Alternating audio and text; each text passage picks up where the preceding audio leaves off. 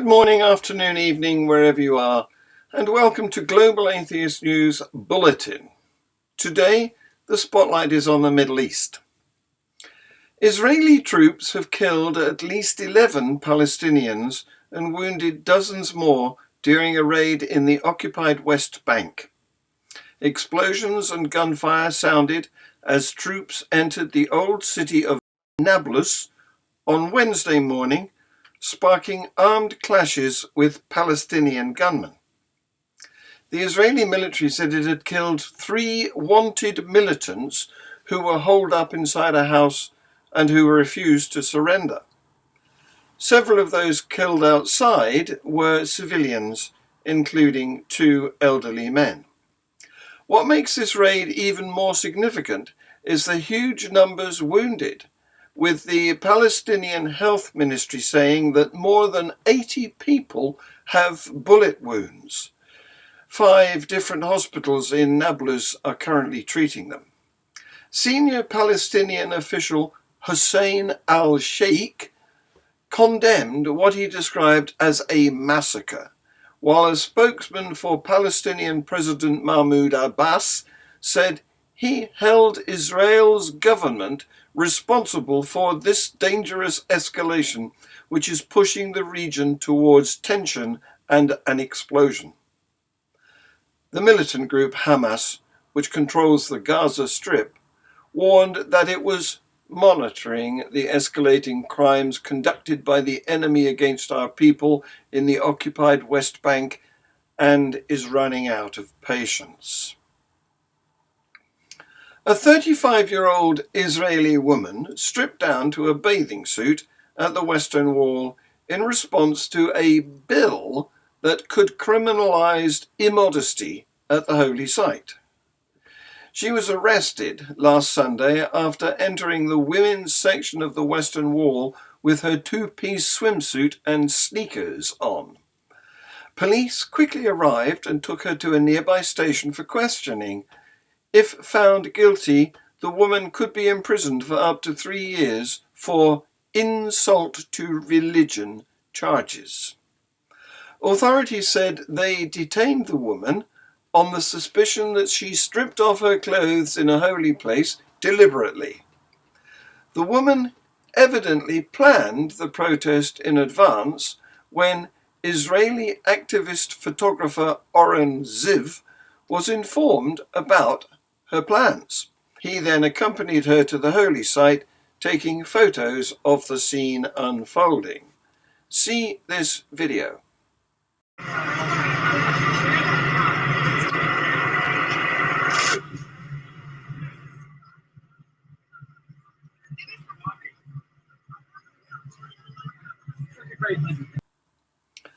On the same day as Israel's government advanced legislation to overhaul the country's judicial system, a group of liberal Jewish organizations marched in protest outside the Israeli consulate in New York.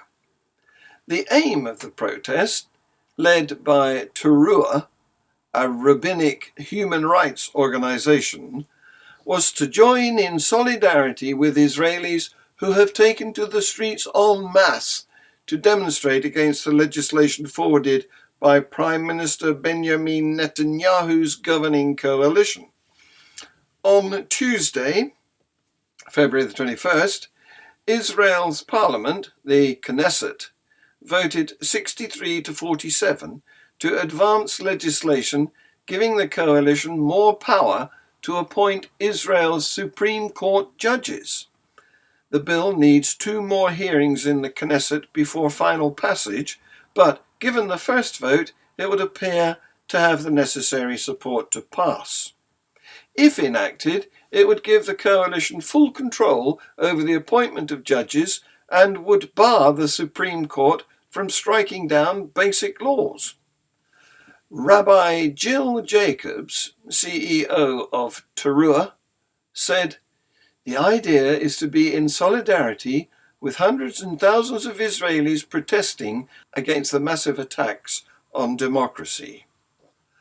On Monday, the United Nations Security Council adopted a statement expressing its deep concern and dismay over Israel's recent announcement of further construction and expansion of settlements in the occupied Palestinian territory, as well as the legalization of settlement outposts. Independent television network Iran International is suspending its operations in the UK because of threats against its London-based journalists.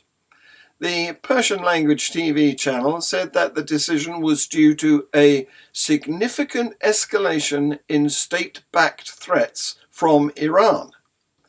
Threats had grown to the point where it was felt it was no longer possible to protect the channel's staff, it said. Iran International has been one of the most prominent providers of news on the recent wave of anti-government protests in Iran. I've been interviewed by that channel myself. The station will continue to operate from its offices in Washington, D.C. In November, 2 British-Iranian journalists from the channel were warned by police of a possible threat to their lives.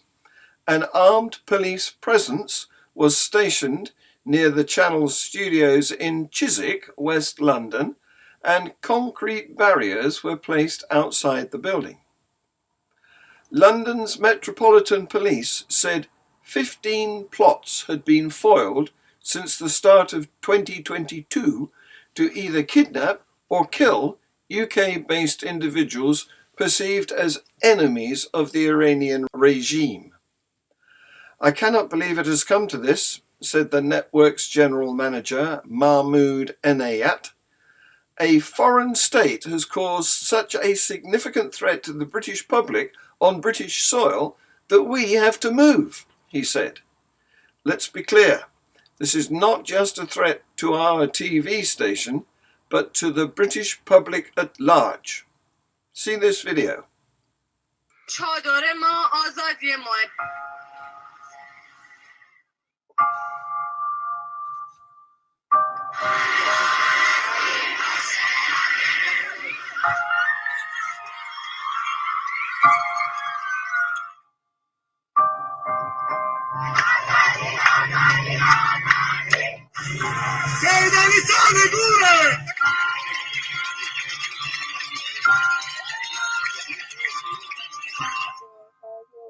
شجاعتی که اون لحظه به آدم میدن یک لحظه واقعا نفهمیدم چیکار کردم و یه همچین عملی انجام دادم.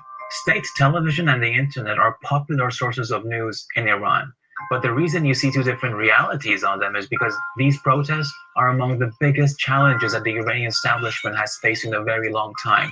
So it's no surprise that it simply will not show them or distorts reality.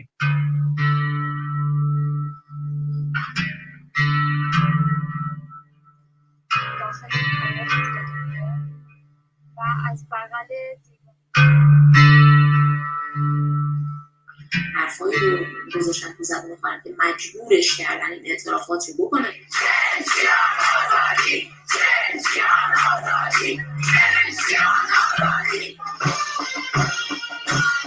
شهید سرهنگ دوم داوود عبداللهی هفته‌ای نمی‌گذرد که مردم لرستان فردهای جاودانگی نثار امنیت این آب و خاک.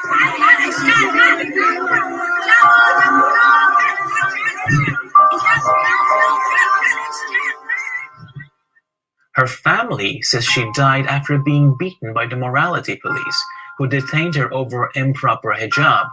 State television aired CCTV footage from the police to support the official version of events, that Amini suddenly lost consciousness in custody and wasn't beaten. However, the footage doesn't answer questions about what happened when she was arrested and in the police van.